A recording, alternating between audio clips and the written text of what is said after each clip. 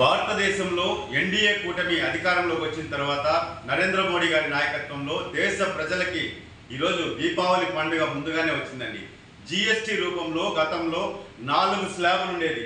5%, 12%, 18%, 28%. దీని కారణంగా వినియోగదారులలో ఒక గందరగోళం ఏర్పడేదండి.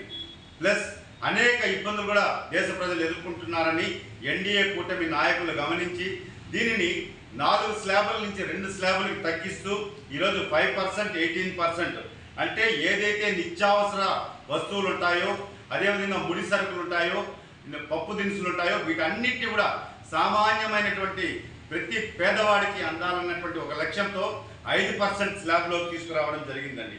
అదేవిధంగా 18%కి స్లాబ్ ప్రకారం ఏదైతే రవాణా వ్యవస్థ ఉంటుందో దానికి సంబంధించి విద్యుత్ పరికరాలకు సంబంధించి 18% స్లాబ్ని పెట్టడం జరిగింది.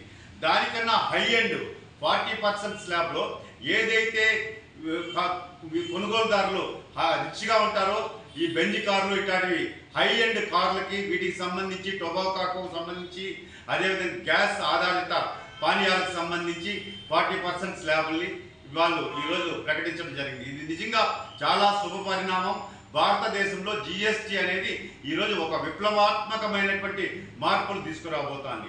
అదేవిధంగా ఆంధ్రప్రదేశ్లో ఎన్డీఏ కూటమి బీజేపీ, తెలుగుదేశం, జనసేన కూటమి సమన్వయంగా ప్రజలంతా కూడా ఆదరించి గెలిపించారు. కాబట్టి ఇక్కడ ప్రజలు గత ప్రభుత్వంలో ఏదైతే గత 5 సంవత్సరాలు ట్రూ-అప్ ఛార్జీల పేరుతో విద్యుత్ సంస్థలు ఏదైతే ఏపీఈఆర్సీ విద్యుత్ నియంత్రణ మండలి విద్యుత్ కొనుగోలు చేసే సంస్థలు ఏదైతే ఉంటాయో వాటికి ట్రూ-అప్ ఛార్జెస్ అనేది అధికంగా పెంచేశారండి. అది ప్రజల మీద భారం పడిపోయింది. ప్రతి వినియోగదారుడికి కూడా వాడు 300 రూపాయలు వాడినా, 600 వాడినా, 100లో ట్రూ-అప్ ఛార్జెస్, వేలల్లో ట్రూ-అప్ ఛార్జెస్ నిర్దాక్షిణ్యంగా గత ప్రభుత్వంలో వసూలు చేయడం జరిగింది.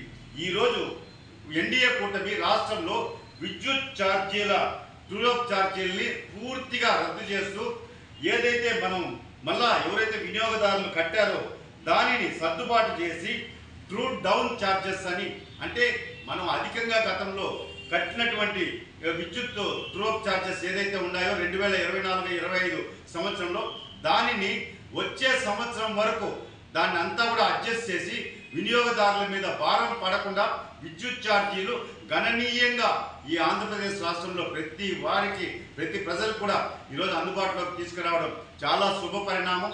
విద్యుత్ ఛార్జీలలో ఇది మంచి పరిణామంగా భావిస్తున్నాం. ఎందుకంటే నియంత్రణ మండలి నిర్ణయించిన ధరల కంటే తక్కువ ధరకి ఈరోజు విద్యుత్ కొనుగోలు అందుబాటులోకి వచ్చింది. కాబట్టి ప్రజలకు కూడా మనం తగ్గించాలి. గత ప్రభుత్వంలో అధికంగా వసూలు చేశారు, అది ఆ భారాన్నంతా కూడా తిరిగి మళ్ళా ప్రజలకి ఇవ్వాలి అన్న ఒక మంచి లక్ష్యంతో ఆంధ్రప్రదేశ్ ప్రభుత్వం, ఎన్డీఏ కూటమి ప్రభుత్వం ఈరోజు ట్రూ డౌన్ విద్యుత్ ఛార్జీలను తీసుకురావడాన్ని మనస్ఫూర్తిగా స్వాగతిస్తున్నాం. ఇది ప్రజలందరికీ కూడా అండి, విద్యుత్ ఛార్జీలు రేపు నెల నుంచి గణనీయంగా తగ్గుతాయి.